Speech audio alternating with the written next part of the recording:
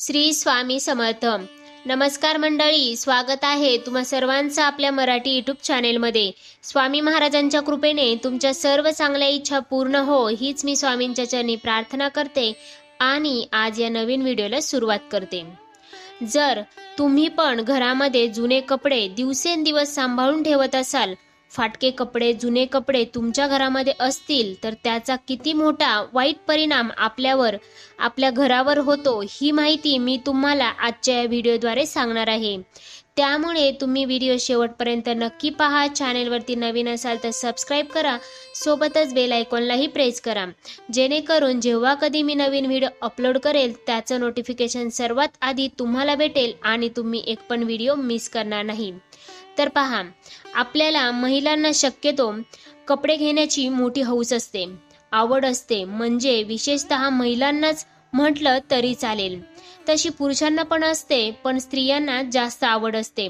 बाजारामध्ये काही पण नवीन कपडे दिसले की आपण खरेदी करतो आणि असं करून आपण नवीन कपड्यांची खरेदी करत जातो आणि कपड्यांचा इतका ढीग तयार होतो, इतके कपडे गोळा होतात की ते जुने होऊन तसेच कपाटात पडून राहतात.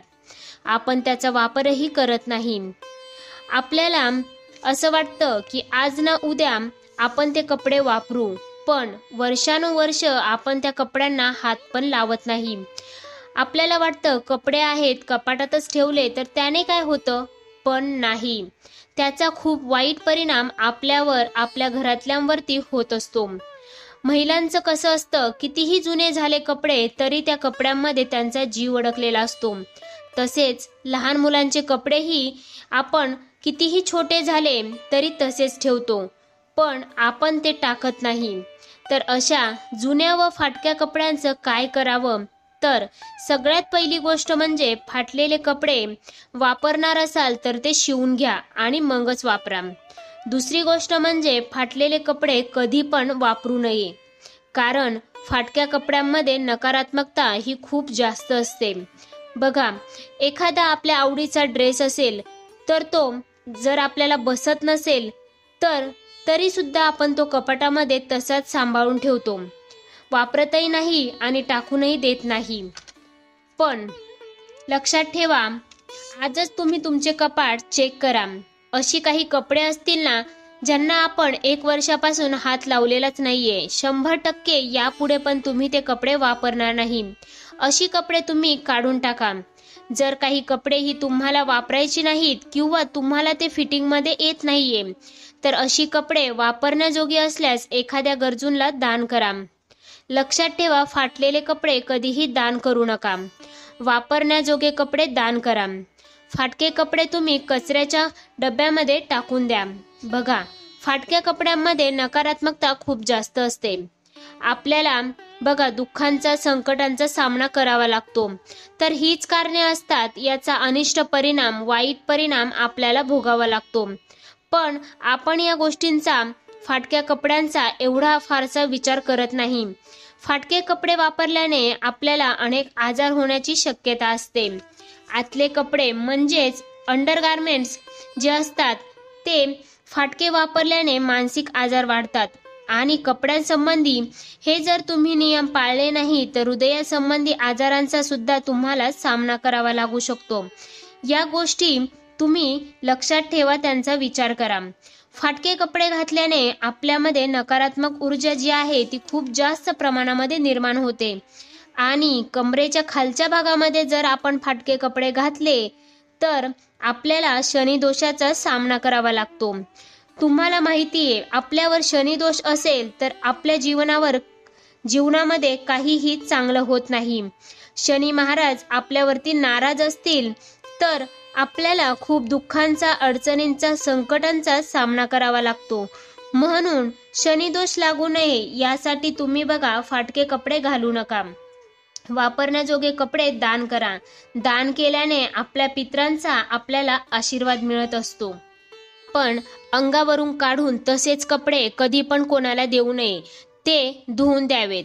जुनी कपडे कधी पण दान करताना ते सुद्धा धुवून द्यावेत. जर तुम्ही असे दिले तर त्याचा सुद्धा वाईट परिणाम तुम्हाला भोगावा लागतो. दान करताना नेहमी वस्त्रदान हे शुक्रवारी किंवा शनिवारी करायचं असतं. घरातील नकारात्मकता बाहेर काढण्यासाठी आपल्याला शनिवारी शक्यतो आपले जुने कपडे जे आहेत ते बाहेर काढायचे आहेत. कधी कधी बघा, तुम्ही कपडे जे आहेत आपण घराच्या स्वच्छतेसाठी म्हणजेच फरशी पुसण्यासाठी वापरतो, ते पण तुम्ही व्यवस्थित घडी करून ठेवा.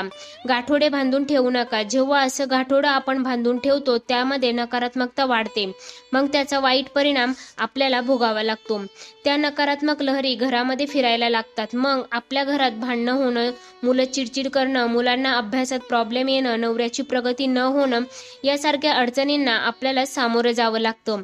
मग आपण विचार करतो की असं का होत असेल. या चुका आपल्या हातून होत असतात या आपल्याला माहीतच नसतात, त्यामुळे त्या चुका आपल्या हातून होऊन जातात. तर या कपड्यामुळे नकारात्मक ऊर्जा निर्माण होणार नाही यासाठी आपल्याला काळजी घ्यायची आहे.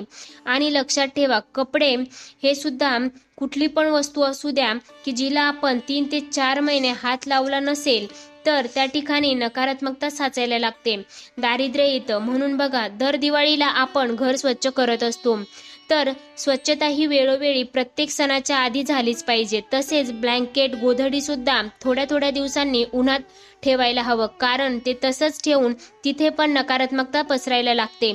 तसेच ऊन दिल्याने ही कपडे खराब होत नाही. तर पहा, प्रत्येक गोष्टी मागे काहीतरी सायंटिफिक आणि धार्मिक कारण असतं. त्यामुळे आपण उन्हाळ्यात कपड्यांना हीट दाखवत असतो, कारण त्या कपड्यामध्ये जे काही जीवजंतू असतील ते मरून जातात आणि म्हणजेच त्या कपड्यांना ऊब लागते. म्हणून तुम्हाला या गोष्टी करायच्या असतात. जुनी फाटलेली अंडरगार्मेंट्स कधी पण कुणाला देऊ नये, ती तुम्ही डायरेक्टली टाकून द्या. ही गोष्ट लक्षात ठेवा. आणि आपण जेव्हा नवीन कपड्याची खरेदी करतो तर ते वापरण्यासाठी शक्यतो काही शुभ दिवस जसे की शनिवार, बुधवार, गुरुवार, शुक्रवार अशा नवीन दिवशी ते घालायला सुरुवात करा, जेणेकरून त्या दिवशी जर आपण हे कपडे घातले तर ते आपल्यासाठी शुभ ठरतं.